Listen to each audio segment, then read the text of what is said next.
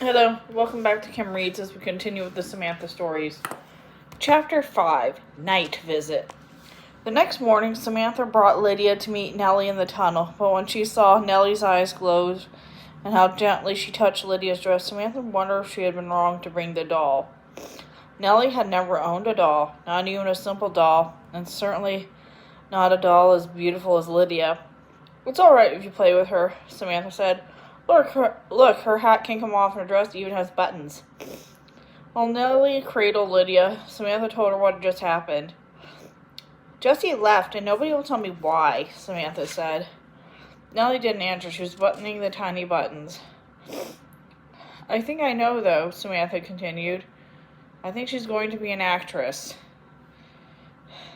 Nellie carefully removed Lydia's hat and turned it over in her hand. "She'll be famous," Samantha went on, "and one day she'll come back here, and we'll go to see her, and we'll take you and me to meet all the actors and actresses, only you and me, out of the whole town because we were her friends." Nellie still had nothing to say. Now she was looking at the doll's tiny leather shoes. In the days that followed, Samantha kept coming up for several reasons for Jessie's leaving. Maybe Jessie had gone to New Orleans with Lincoln to be a singer there. Jessie had a beautiful voice. Or the president might have asked her to be a spy in Europe. She'd sew elegant clothes for kings and queens and learn their secrets. Or maybe her brother had been kidnapped and taken to South America, and Jessie was going to rescue him.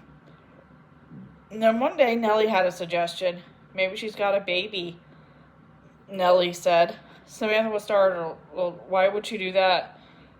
Nellie shrugged. "Lots of people do. They just like babies," she said. Samantha had to agree.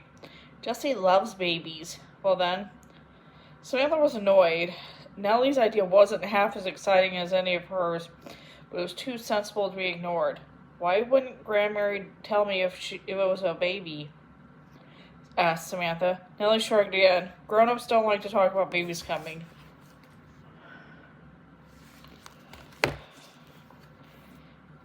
Samantha had to agree. "I asked Grandmary about babies once, and she said it wasn't a proper subject for young girls." Nellie nodded in understanding. "I asked Mrs. Hawkins, and she said the stork brings babies, but she wouldn't talk about it anymore." Samantha continued. "I don't think it's true anyway," said Nellie. "When my sister came, the midwife was at our building. My other sister and I had to go out with my uncle. When we came back, my sister was there, and the midwife was fixing tea for my mother. But there wasn't any stork anywhere." Samantha was puzzled. "What's a midwife?" "She's a lady who visits whenever a new baby comes," Nellie answered. "My uncle says she brings the baby in her little black bag, but when I looked in and the bag was full of things like doctors had, there wouldn't be any room for a baby in there." "Nellie, we've got to find out what happened to Jessie," said Samantha. If we just knew where she lived, we could ask Lincoln. He must know where she is." "I know where she lives," said Nellie. Samantha's eyes were wide with surprise. "You do?" Nellie nodded. "A woman across the street from Jessie makes an herb tea that cures headache. One day Mrs. Ryland wanted some, so she sent me home with Jessie to get it. I can show you." Samantha hugged her. "Oh, Nellie, that's perfect. Only we can't go in the daytime. They'd stop us for sure. We'll go tonight when everyone's in bed. I'll sneak down the back stairs and meet you right in the tunnel.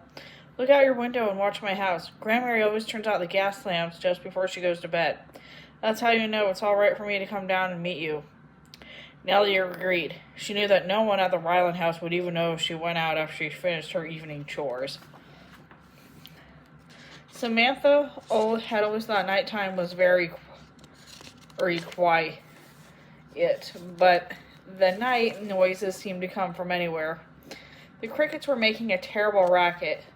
The bushes and trees rustled as though they were hiding wild animals, and dogs barked all around. Samantha closed the back door carefully and hurried to the tunnel to find Nellie. The two girls held hands and started out of the yard and up the street. As long as they were on familiar streets where gas lamps glowed with a friendly light, they thought their adventure was grand and exciting. But after they crossed the railroad tracks, the streets got very dark and narrow. The houses were dark, too, and very small. Somewhere there was loud music and noisy laughter, and once in a while there was shouting Nellie squeezed Samantha's hand so tightly that Samantha couldn't have let go if she wanted to, but she certainly didn't want to. She was just as frightened as her friend was. Maybe we shouldn't have come at all, she thought, but she didn't say that to Nellie. She wanted to be brave. Are you sure you know the way? Samantha whispered. I think so. Nellie's voice was shaky. It's not much farther now. Samantha looked at the drab house as they were passing.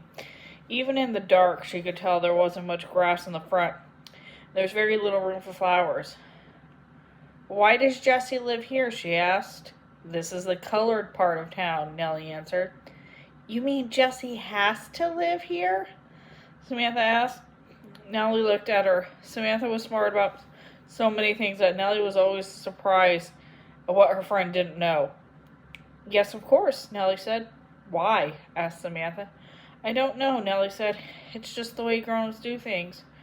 Her face lit up with relief. There it is, she said. The soft glow of a kerosene lamp from a window, and the girls rushed to the wall beneath it. They huddled there for a minute, panting. Are you going to knock on the door? Nellie whispered. Samantha suddenly lost her nerve. What if it's not the right house after all, she said. Or what if Jessie went away with Lincoln and now somebody else is in there now? Well, we can look in the window, said Nellie. I'll get down and you can get on my back. Then you can see in. No, I'm stronger, answered Samantha. You get on my back. Samantha got on her hands and knees. Nellie stepped carefully onto her back. She held the windowsill and looked over. Oh, Samantha, she whispered. Jessie's there. And Lincoln, too. And? What? There's a cradle. Just at that moment, Jessie looked up. She shrieked at the face she saw peering at her. Nellie tried to duck, but she lost her balance and fell over, kicking Samantha in the ribs as she went. So it was a tangled mess of arms and legs and frightened faces that Lincoln found when he came outside the house. He laughed out loud. Inside, Jessie brushed the girls' dresses.